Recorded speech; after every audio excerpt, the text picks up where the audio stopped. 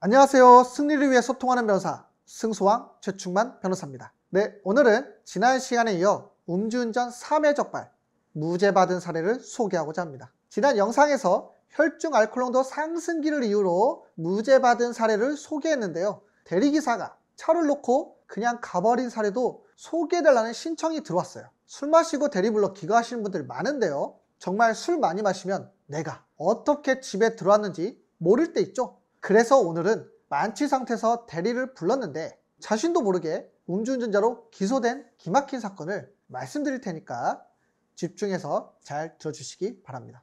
여러분, 음주운전 범죄가 성립되려면 어떤 요건이 필요할까요? 네, 먼저 혈중 알코올 농도 0.03% 이상 술 취한 상태에 있어야 하고요. 두 번째, 자동차를 직접 운전해야 합니다. 만약 혈중 알코올 농도 0.03% 미만인 상태에서 운전을 하거나 농도 0.03% 이상인 상태에서 운전을 안 하면 음주운전 범죄가 성립되지 않는 거죠.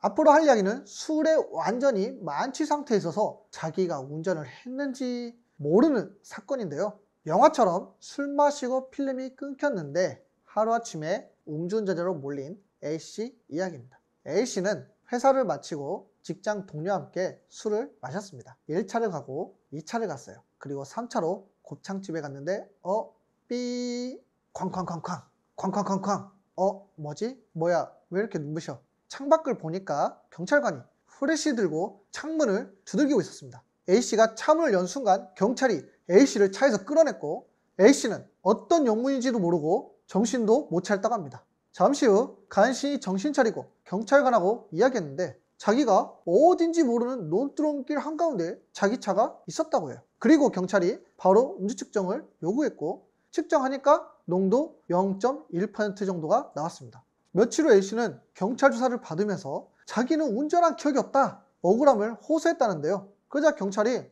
그럼 다른 사람이 운전했다는 증거를 가져오세요 라면서 그 의견을 묵살했다고 합니다. A씨는 이거 큰일 났다, 변호인 도움을 받기 위해서 저를 찾아왔는데요. 검찰이 주장한 음주운전 근거는 총 3가지였습니다. 첫째, A씨는 차량 운전석에 잠들어 있었고 기어도 전진기어인 뒤에 있었다.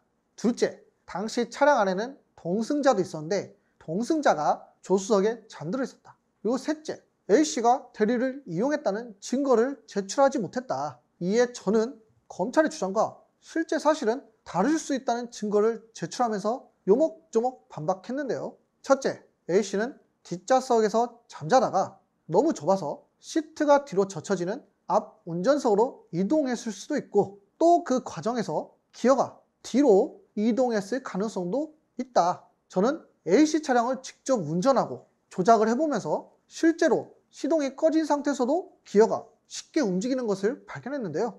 긴 말 않고 그 장면을 법정에서 고스란히 영상으로 그냥 재생했습니다. 입증을 했죠. 그리고 둘째, 동승자가 무조건 뒷좌석 타야 한다는 법은 없다. 술 마시고 기억 잃은 분들 아실 거예요. 자고 일어나니까 어디였던가요? 저는 화장실에서 깨어난 적도 있어요. 우리 집이 아니고 옆집 화장실이요. 만취 상태에서 블랙아웃 빠지면 법이고 규칙이고 없습니다. 그냥 모릅니다. 내가 왜 조석에 있는지 뒷좌석에 있는지 몰라요. 그래서 저는 이게 왜 근거인지 모르겠다고 주장했습니다. 그리고 마지막 3번째, 대리를 이용했다는 증거를 우리가 제출할 것이 아니라 우리가 직접 운전했다는 사실을 검사가 입증해야 하는 거 아니냐라고 주장했습니다. 형사소송법을 보면요, 범죄 사실은 검사가 입증할 책임이 있다고 써 있어요. 검사가 입증하지 못하면 무죄를 선고하도록 되어 있습니다. 그래서 저는 이렇게 이야기했어요. CCTV든 목격자든 증인이든 피고인 자백이든 괜찮으니까 아무거나 좀 가져와 봐라. 피고인이 운전석에 자고 있었다는 이유만으로 과연 운전한 것이라고 단정할 수 있느냐. 오히려 수사기록 구석에 있는 자료를 콕 꼬집었습니다. 경찰이 만든 자료 보세요. 여기 보면 A씨 차량 멈추고 나서 2대 차량이 연달아 제동한 기록이 있는데 이때가 몇 시냐? 5시다. 새벽 5시. 새벽 5시에 논두렁길을 차량 3대가 연속으로 달릴 가능성이 몇 %나 되냐. 이건 오히려 운전하는 대리기사 다시 태워 가려고 콜뛰기 차량이 쫓아간 거 아니냐라고 했습니다. 자, 그래서 결과는 어떻게 됐을까요? 다행히 무죄 나왔습니다. 운전석에서 잠들었다는 이유만으로 그 사람이 반드시 운전했다고 단정할 수 없다는 거죠. 이처럼 기억이 없는 상황에서 정황이 불리하다는 이유로 섣불리 자백했다가는 억울하게 처벌받을 수 있습니다. 다만 운전하지 않았다는 주장이 받아들여지는 것이 쉽지 않고 만약 무죄 못 받으면 괘씸죄가 적용될 수 있기 때문에 무죄 주장은 항상 신중해야 합니다. 그래서 꼭 반드시 법률 전문가의 도움을 필요로 하고요. 하루라도 빨리 검찰 주장을 반박할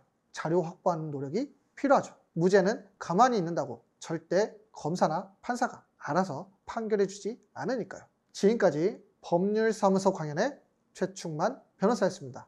감사합니다.